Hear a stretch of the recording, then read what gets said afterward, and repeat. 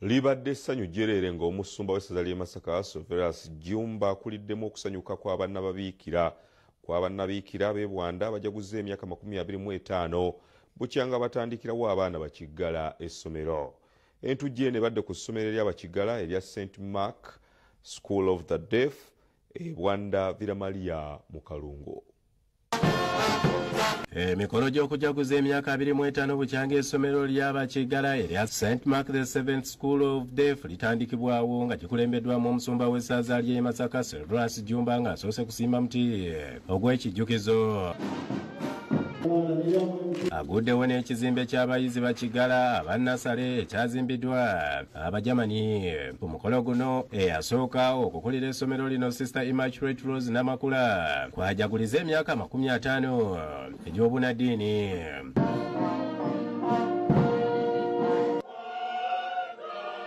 Mungeri yemu n'abasomesa basatu ab'essomero lino beefunidde ekkula ery'obufumbo obutukuvu. Omusumba Jjumba asabidde abajaguza n'abafunye obufumbo omukisa n'abeebalizaako olwa Katonda okubatuusa ku kkula lino. Abazadde n'abaana b'abakiggala beebazizza okuba ekyokulabirako ky'abalala nti bakiggala nabo baana ng'abalala. Mwebale okutuwa ekyokuyiga kino ky'abaana bano nabo kirabo kya Katonda ddala ng'abaana abalala. Yeebazizza omujaguza Sister Namakula olw'okwewaayo mu bunaddiini n'agasizaamu abalala. I'm going to understand now we have also the blind, deaf and blind, on this very compound which Sister Catherine introduced as a holy hill.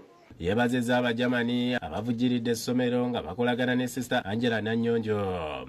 And we pray that you continue to partner with the BAKIGGALA to serve humanity in this part of the continent of Africa. Alikulira Sister Nannyonjo yeebazizza bonna abakwasizaako bannaddiini okuggusa obuvunaanyizibwa. Sister Nannyonjo atendereza obwetoowaze bwa Sister Mukulu Namakula nti bwe yamuddira mu bigere yasigala mukkakkamu. Okumanya mwetoowaze ne bw'omugamba jjajja leero gw'ogenda okuyonjesa wali bannange jjajja mukyala mwetoowaze nyaffe nankulu bale kulonda muntu omutuufu.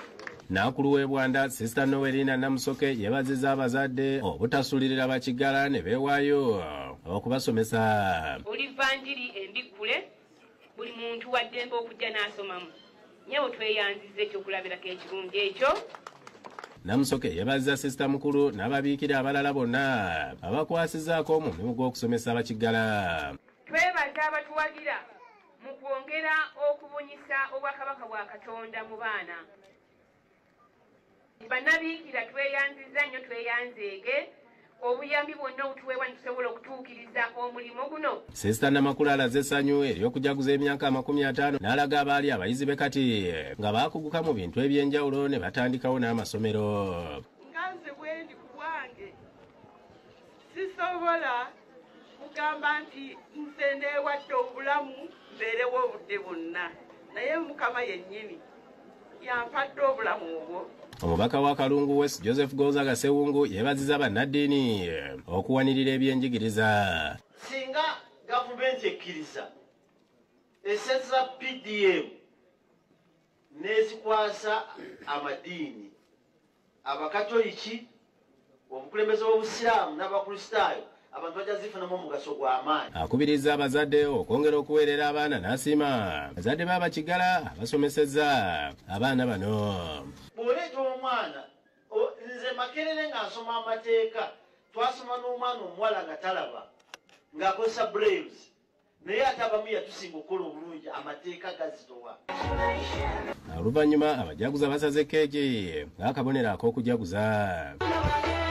Abayizi bakiggala basanyusizza abagenyi bwe bateebudde amazina ageewunyisiza ababaddewo olw'engeri abatawulira gye bagoberera endongo.